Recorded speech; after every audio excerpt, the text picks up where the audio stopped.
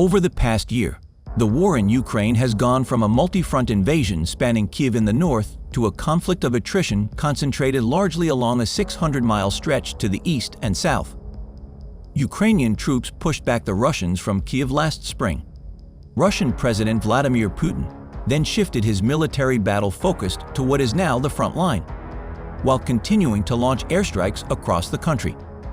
Analysts note that Russia's capabilities appear to be declining, although it now has more than 320,000 troops in Ukraine, according to Ukrainian and Western intelligence, roughly double the number at the start of the invasion. Despite slight territorial changes, the front has remained largely the same since mid-November, following the Russian withdrawal from Kherson. Despite sending hundreds of thousands of conscripts into the war, Russia has lost nearly half of its main battle tanks in the fighting, according to the International Institute for Strategic Studies.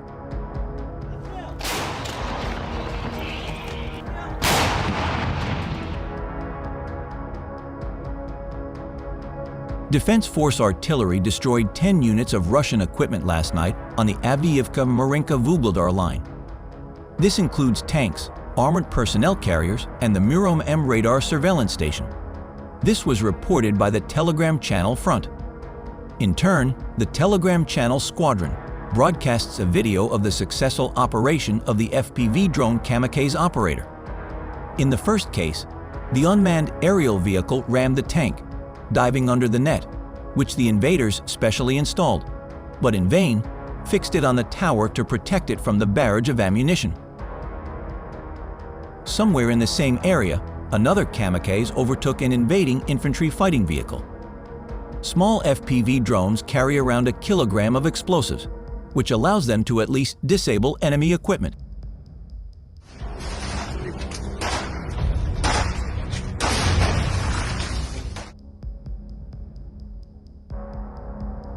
While Bakhmut continues to be a focal point of the war, Russian occupation authorities ordered nearly 70,000 civilians living near the front lines in southern Ukraine's Zaporizhzhia region to leave their homes and businesses. The move was an additional indicator that a Ukrainian counterattack was imminent, analysts and officials said.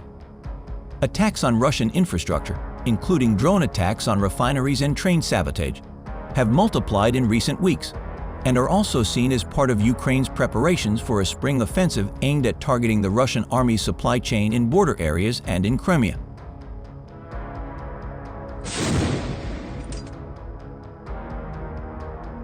Recently, the armed forces of Ukraine confirmed the statement of the leader of Wagner, Yevgeny Prigozhin, that the 72nd Separate Motorized Rifle Brigade of the Russian Armed Forces fled from near Bakhmut. This was reported by the 3rd Separate Assault Brigade on Telegram. Prigozhin's reports about the escape of the 72nd Separate Motorized Rifle Brigade of the Russian Armed Forces from near Bakhmut and the 500 corpses of Russians remaining there are true. The 3rd Assault Brigade thanks you for publicizing our successes at the front, it read. The message.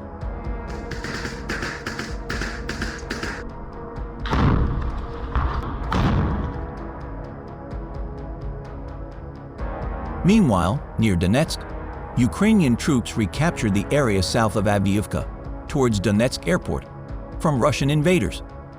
This was reported by the Telegram channel Donbas Operative, which monitors messages from Western English-speaking military bloggers and OSINT researchers. In addition, the defenders captured 5 Russians and also destroyed several formations with enemy anti-tank missiles, mortars, and more than 1 BMP. In turn, the spokesman for the General Staff of the Armed Forces of Ukraine, Andriy Kovalev, in a recent report said the following. In the Avdiivka direction, the enemy carried out offensive actions in the Avdiivka and Pervomesky regions of the Donetsk region last night, and without success. In a bunker outside the city limits of Bakhmut, the Ukrainian 77th Brigade directed artillery fire to support their infantry in the last line of defense on the city's west edge. Ukraine is still clinging on the last few streets here. Russia has been trying to apprehend Bakhmut for months, and it's been testament so far to Ukraine's determination not to give up. But it's also a reminder that the counterattack to come will prove far more challenging. Back in the bunker, the Ukrainian 77th Brigade ordered another artillery barrage on a house. Seconds later, a puff of smoke billowed from the wreckage. A video shows fighters of the Ukrainian Armed Forces destroying a modern T-90 Proryv tank belonging to the Russian occupiers. People's Deputy, frontline volunteer and blogger Yuri Mishygin announced this on his Twitter page. He published a corresponding video taken, judging by the sound, of our defender, who asked the man, "These are Russians, right?" He answered in the affirmative.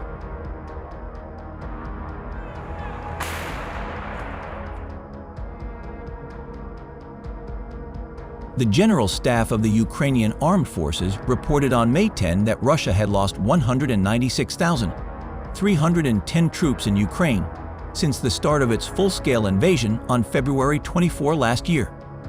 This number includes the 690 casualties suffered by Russian forces over the past few days. Ukraine's Eastern Air Command shot down 3 Iranian-made Shade drones launched by Russia over Donetsk Oblast. At around 10 p.m. local time on May 8, Russian forces fired 8-caliber cruise missiles from warships over the Black Sea, which targeted the country's east, according to the Ukrainian Air Force. All 8 missiles were destroyed by the Air Defense Forces along with an Eastern Air Command unit. Meanwhile, Wagner's group has spearheaded Russia's fight for the eastern Ukrainian city, which had a pre-war population of around 70,000 people. But in recent weeks, internal divisions have deepened, with Prigozhin repeatedly blaming Russia for failing to deliver enough weapons to his group. The Battle of Bakhmut was the longest and bloodiest of the Ukrainian wars so far, with each side losing thousands of troops. Also on Tuesday, Prigozhin said he and his mercenaries would be considered traitors if they left their positions. In his message shared on Russia's Victory Day, the anniversary of the Soviet victory over Nazi Germany in World War II, Prigozhin said he had received a combat order on Monday, saying if Wagner carried out his threat, such a move would be considered a treason to the motherland.